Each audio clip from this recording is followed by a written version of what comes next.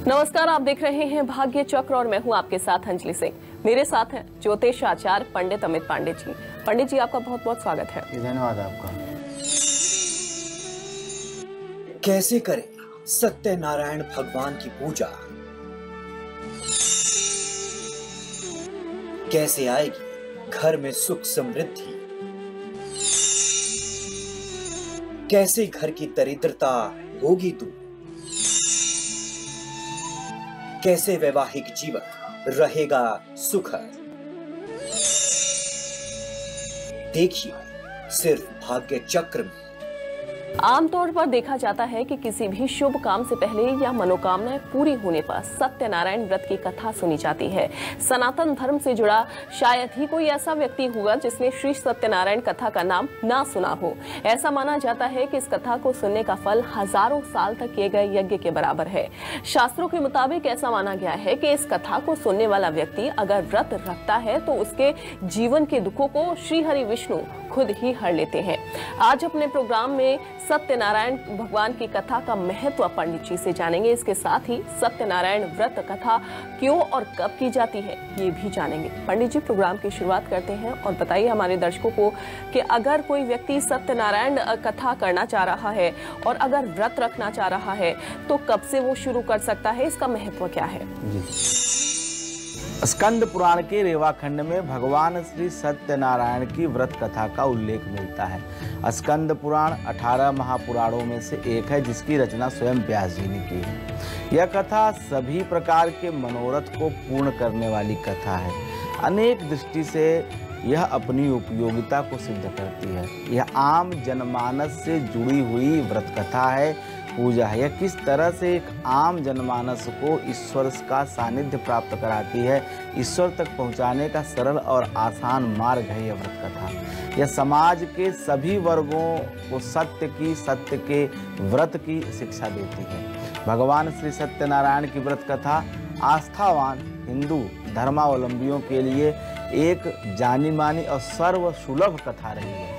संपूर्ण भारतवर्ष में इस कथा के प्रेमी अनगिनत संख्या में हैं, जो इस कथा और व्रत को नियमित पालन और पारायण इस कथा का करते रहते हैं। श्री सत्यनारायण व्रत कथा का आरंभ आप गुरुवार से कर सकते हैं, पूर्णिमा के दिन से कर सकते हैं, एकादशी के दिन से कर सकते हैं। सत्य को ईश्वर मानकर, सत्य ही धर्म है, सत्य ही ईश्वर है, सत्य ही भगवान है, सत्य को ईश्वर मानकर निष्ठा के साथ समाज की किसी भी वर्ग के व्यक्ति को इस व्रत और कथा का श्रवण अगर कोई करता है तो उसे इसे निश्चित उसके मन के मुताबिक मनोवांछित फल की प्राप्ति होती है। हमारे शास्त्र इस संदर्भ में कहते हैं कि सत्यनारायण कथा कराने से हजारों साल तक किए गए जो भी यज्ञ अनुष्ठान आदि कर्म है उसके बराबर फल मिलता है। सत्य से बड़ा यज्ञ हो ही नहीं सकता।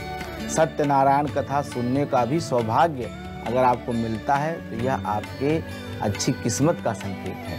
आमतौर पर देखा जाता है कि किसी भी शुभ काम से पहले या कोई भी आप शादी विवाह आदि मंगल कामना कर रहे हैं तो सबसे पहले देवताओं को निमंत्रण दिया जाता है, देवताओं को बुलाया जाता है, उन्हें उस मंगल कार्य में सम्मिलित होने की प्रार्थना की जाती है। इसी क्रम में सत्यनारायण व्रत का कथा कोई भी शुभ काम शुरू करने से पहले हमारे शास्त्रों ने करने का विधान किया है।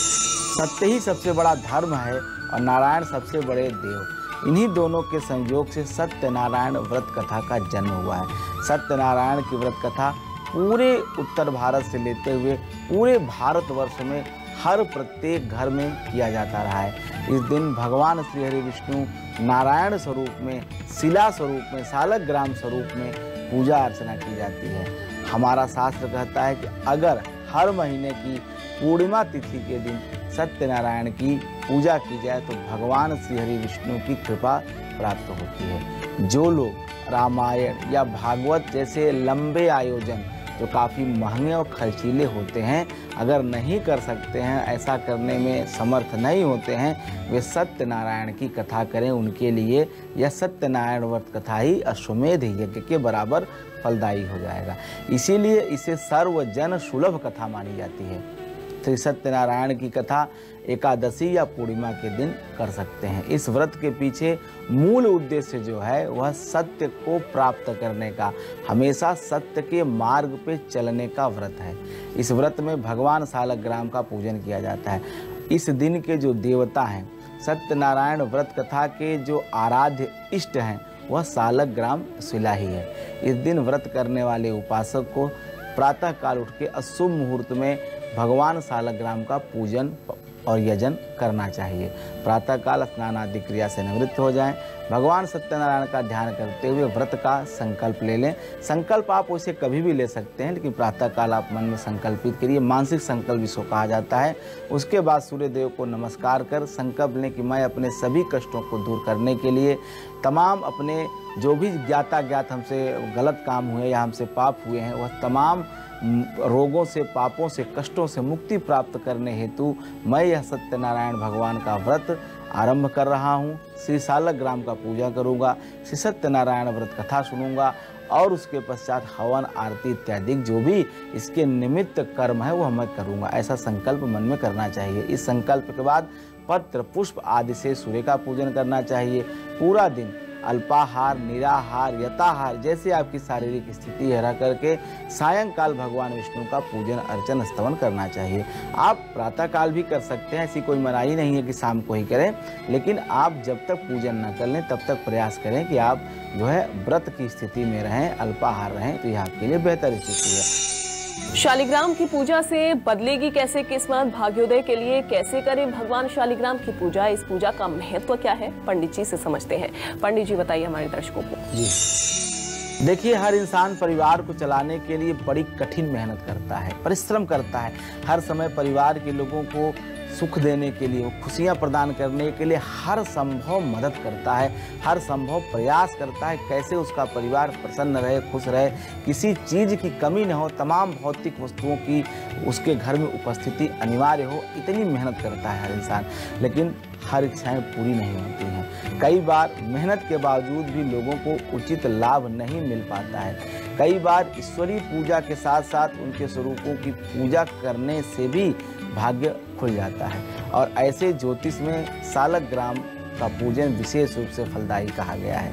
हमारे सनातन संस्कृति में सालग्राम की पूजा का विशेष विधान है। आपने देखा होगा, पता नहीं आजकल लोग करते हैं, लेकिन आदिकाल से, जब से ये धरती, ये भौतिक जगत स्वरूप में आया है, तब से सालग्राम की पूजा होती रही। सालग्राम की पूजा हर घर में होती रही। पूरे भारतवर्ष के प्रत्येक घर में सालग्राम की मौजूदगी रही है। समय के साथ, परिस्थितियों के साथ, जैसे जैसे लोग भौतिकतावादी जगत में फंसते गए, दूर जरूर गए, लेकिन आज भी आप देखेंगे कि प्रायः घरों में सालग्राम की उपस्थिति रहती ही रहती है।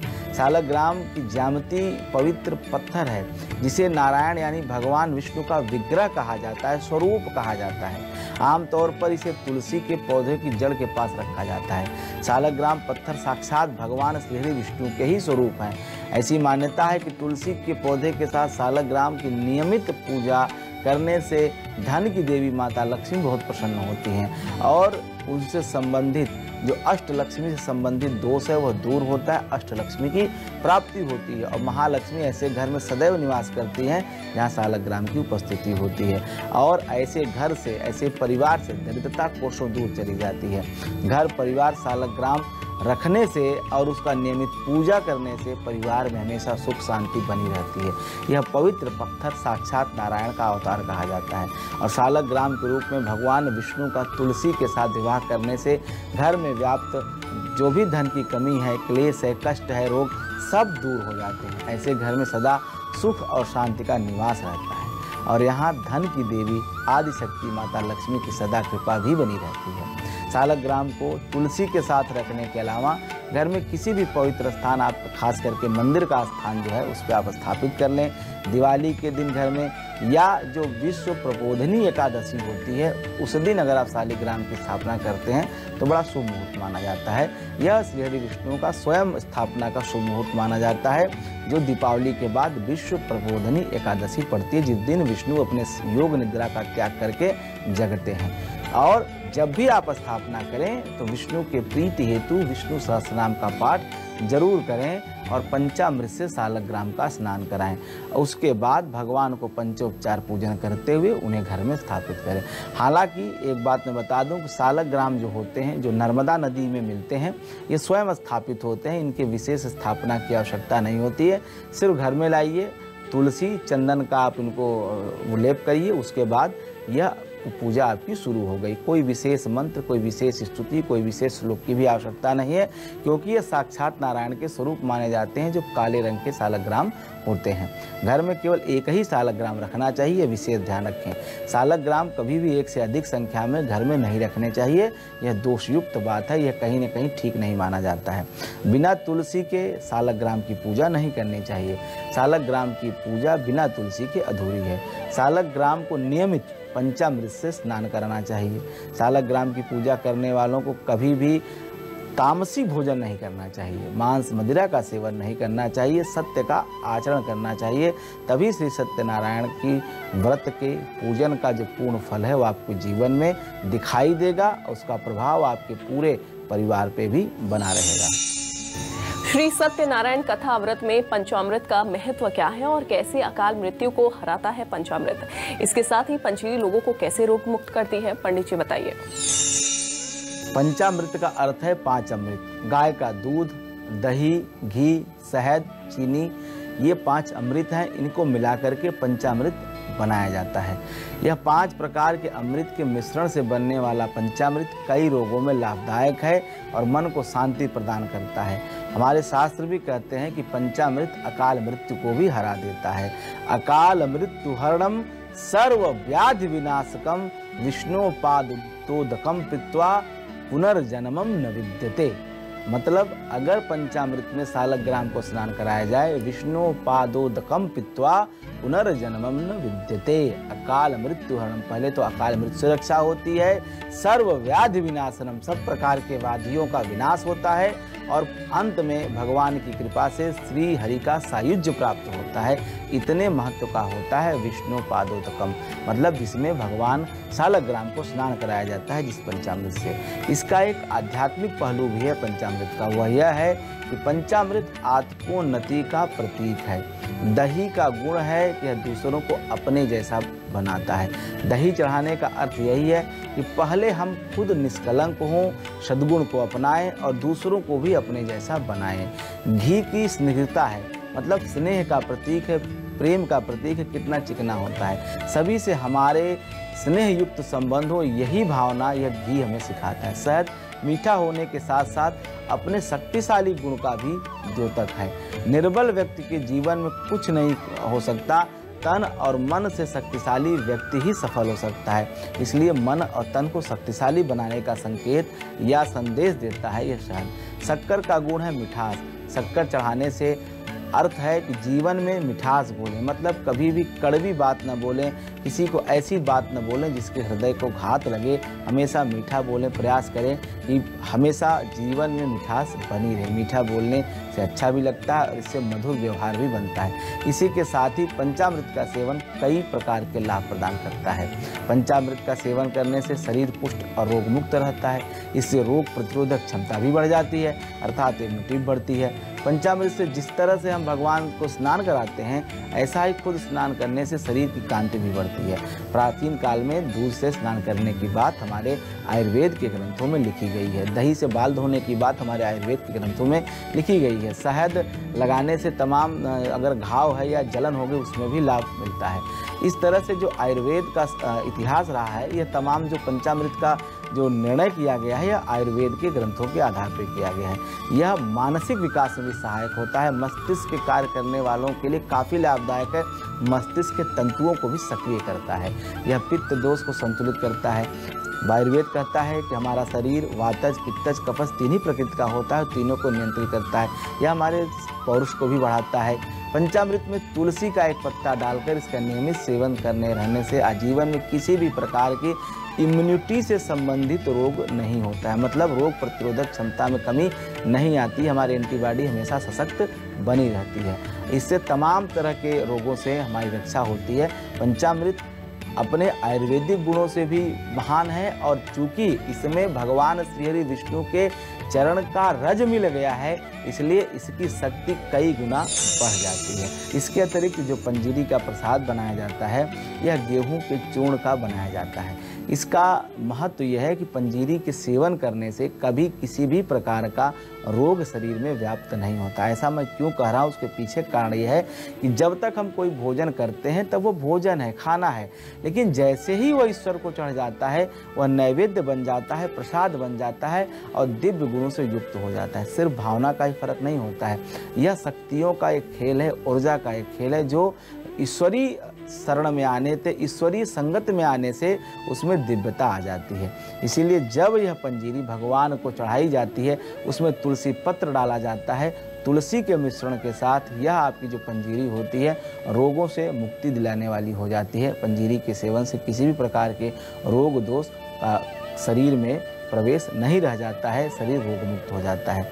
देखिए, ये जो तमाम हम नैवेद्य की व्यवस्था हमारे शास्त्रों ने बताई है, यह कहीं न कहीं एक वैज्ञानिक आधार लिए हुए, क्योंकि हर देवता का अलग अलग नैवेद्य है। अगर ऐसा होता तो शास्त्र कह देता एक ही प्रसाद आप सबको चढ़ाइए, लेकिन पंजीरी का चूर्ण सत्यनारायण को चढ़ाया जाता है, खीर का भोग महालक्ष्मी को लगाया जाता है, लड्डू का भोग गणेश जी को लगाया जाता है। तो मतलब जैसे देव की पूजा उपासना की पद्धति है, उस प्रकार के नैवेद्य की व्यवस्था है। हमारी समझ में आए न आए एक हमारे दिमाग की पहुंच का विषय हो सकता है, लेकिन शास्त्रों पे प्रश्न चिन्ह खड़ा करने का यह विषय कतई नहीं है। इसको माने, इसका लाभ लें, निश्चित रूप से आपका कल्याण होगा। तो पंचामृत का अर्थ तो पंडित जी ने आपको बता दिया और साथ ही ये भी बता दिया कि पंजीरी रोग मुक्त कैसे करती है। अब कहा यह जाता है कि जीवन में सुख, शांति और संपन्नता के लिए सत्यनारायण भगवान की पूजा की जाती है। इसे हर मनोकामना पूरी करने वाला व्रत बताया गया है, लेकिन कैसे बताया गया है ये हम पंडित जी से समझते हैं। पंडित जी बताइए। सत्यनारायण भगवान की कथा सदियों से इस भारतवर्ष में, इस पृथ्वी पे होती रही है और कल्याण करती रही है। ज्योतिष की जानकारी अगर हम बताएं आपको, तो सत्यनारायण व्रत का अनुष्ठान करके इंसान अपने तमाम दुखों को दूर कर सकता है। सत्यनारायण व्रत का कथा ज्योतिष के आधार पे किनको करनी चाहिए वो बता देता हूँ। अगर आपकी जन्म कुंडली में बृहस्पति की खराब दशा चल रही है, बुध नीच राशि अर्थात मीन राशि का है, राहु बृहस्पति की युति है, आपका जन्म अमावस्या तिथि पे हुआ है या पूर्णिमा तिथि में दिन में अगर जन्म हुआ है, चंद्रमा पाप पीड़ित है, राहु के साथ है, केतु के साथ है, शनि से दृष्टि या शनि के साथ है, ये तमाम जो कंडीशन है जन्म कुंडली की, इनमें से कोई भी स्थिति अगर आपकी जन्म कुंडली में बन रही है तो आप सत्यनारायण व्रत का संकल्प आज ही ले लीजिए और सत्यनारायण व्रत कथा आरंभ करिए। आमतौर पर लोग मन्नत पूरा होने पर सत्यनारायण व्रत की कथा करते हैं, लेकिन आप अपने ग्रह पीड़ा से मुक्ति पाने के लिए भी सत्यनारायण भगवान की व्रत कथा का संकल्प ले सकते हैं और जीवन में सुख, शांति, संपन्नता प्राप्त कर सकते हैं। भगवान सत्यनारायण श्रीहरि विष्णु के ही स्वरूप हैं, उन्हीं का एक रूप है। भगवान सत्यनारायण का उल्लेख स्कंद पुराण में मिलता है। स्कंद पुराण में भगवान विष्णु ने नारद के इस व्रत के महत्व के बारे में बताया। कलयुग में सबसे सरल, प्रचलित, प्रभावशाली पूजा पद्धति है श्री सत्यनारायण व्रत कथा। सत्यनारायण की व्रत कथा करने से मन में शांति और सुकून मिलता है, सत्य की निष्ठा बढ़ती है। ज्योतिष के अगर ग्रंथों की बात करें, सत्यनारायण की व्रत कथा से जहाँ श्रीहरि विष्णु की कृपा मिलती है, देवगुरु बृहस्पति की भी कृपा मिलती है। इसके दो भाग बताए गए हैं, पहला व्रत पूजन और दूसरा सत्यनारायण व्रत की कथा। खास करके कई बार ऐसा कुछ लोग प्रश्न करते हैं कि भाई हमने जो कथा हम सुनाते हैं तो बताते हैं कि पहली बार उन्होंने सुनी वो कथा, दूसरी बार उन्होंने, तीसरी बार उन्होंने, तो जो एक कथा सुनी ये कथा है क्या? देखिए, जो हम सत्यनारायण व्रत कथा कहते हैं ये तो महत्ता बताई गई, जो पंडित जी कथा कहते हैं, जो स्कंद पुराण में लिखा हुआ है ये कथा है। असल में जो व्रत होता है वह सत्यनारायण के षोडशोपचार पूजन का व्रत है, सालग्राम के पूजन का व्रत है। और व्रत का मतलब है, संकल्प है सत्य बोलने का, सत्य का पालन करने का, सत्य का आचरण करने का, यह व्रत है। यह वो कथा है जो तमाम लोगों ने जो प्राचीन काल से करते आए, चाहे उल्का मुख राजा रहा हो, चाहे वो लीलावती सत्य, जो ये कथाएं आप सुनते हैं, ये उन्होंने सत्य का संकल्प किया था, सालग्राम की पूजा की थी। जो आप पूजा करते हैं, जैसे आप सालग्राम को केले के पत्ते से पहले मंडप बनाते हैं, उसके अंदर आप उनको रखते हैं, फिर आप गौरी का पूजन करते हैं, गणेश का पूजन करते हैं, नवग्रह का पूजन करते हैं, 10 दिग्पाल का पूजन करते हैं, उनका आवाहन करते हैं, इनके साथ साथ गौरी गणेश का पूजन करते हैं और साथ में केले के पेड़ की भी जो है जल चढ़ाते हैं अंत में। तो ये जो तमाम पूजन की जो प्रक्रिया है, यही प्रक्रिया सत्यनारायण भगवान के व्रत की कथा है। ये जो कथा बताई जाती है अंत में, तो पूजन के बाद आपके पहले किन किन लोगों ने यह पूजा किया था, उसका क्या उनको परिणाम मिला, कैसे मिला, वही वो कथा है। लेकिन जो मूल तत्व है वो यह है सालग्राम का, उनके साथ नवग्रह का, गौरी गणेश का विधि विधान से भावपूर्ण पूजन और सत्य के निष्ठा का संकल्प लेना। प्रसाद में, नैवेद्य में पंजीरी, पंचामृत और कदली का फल, मतलब केले का फल और तुलसी दल, यही चढ़ाना चाहिए, यही अर्पित करना चाहिए। अगर आपके मन में कोई विशेष कामना है तो वह भी सत्यनारायण की कृपा से पूर्ण हो जाती है। अगर आप नियमित रूप से हर महीने के पूर्णिमा के दिन अगर आप सत्यनारायण भगवान का पूजन करते हैं, इससे आपके सभी विशेष मनोकामनाएं पूर्ण होंगी और मानव मात्र के कल्याण के लिए श्री हरि ने स्वयं सत्यनारायण का अवतार लिया था, रूप लिया था।